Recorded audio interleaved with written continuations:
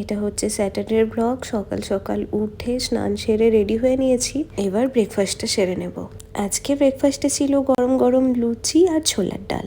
আর জানো তো টিট্টু না খুব জলদি জলদি খায়। মা দুজনের ব্রেকফাস্ট একসাথেই রেডি করে দিয়েছিল, কিন্তু আমার বসতে বসতেই দেখি ওর খাওয়া শেষ হয়ে গেল।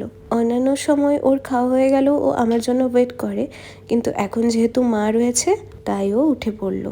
এদিকে আমি যতক্ষণে খাবারটা শেষ করছি ততক্ষণ ও বলল গাড়িতে তেলটা ভরে আসছে। অ্যাকচুয়ালি আজকে কয়েকটা ইম্পর্টেন্ট কাজের জন্য আমাদেরকে দুর্গাপুর যেতে হবে। আর বর্ষাকাল মানেই তো কখনো রোদ কখনো বৃষ্টি। সকাল থেকে ওয়েদারটা মোটামুটি ঠিকই ছিল।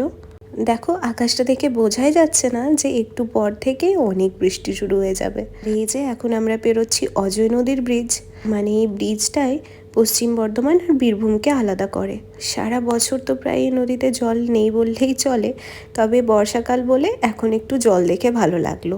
আর এই দেখো ইতিমধ্যে বৃষ্টিও শুরু হয়ে গেছে, তবে দুর্গাপুর ঢোকার পরে দেখি বৃষ্টিটা একটু কমে এসেছে। যাই হোক কাজটা সারা আমাদের হয়ে গেছে, তখন আর কোনো ভিডিও করা হয়নি। আর জানো তো প্রচণ্ড খিদে পেয়ে গেছিলো। কাজটা সারার পর এক প্যাকেট কেক নিয়ে দুজনে শেয়ার করে খেয়েছি।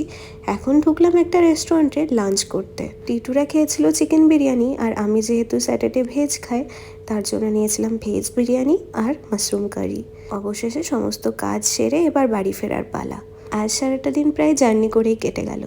আজকের ভিডিওটা তাহলে এখানেই শেষ করছি। দেখা হচ্ছে খুব শীঘ্রই নতুন একটা ভিডিওতে। ততক্ষণ সবাই সুস্থ থেকো, ভালো থেকো, টাটা।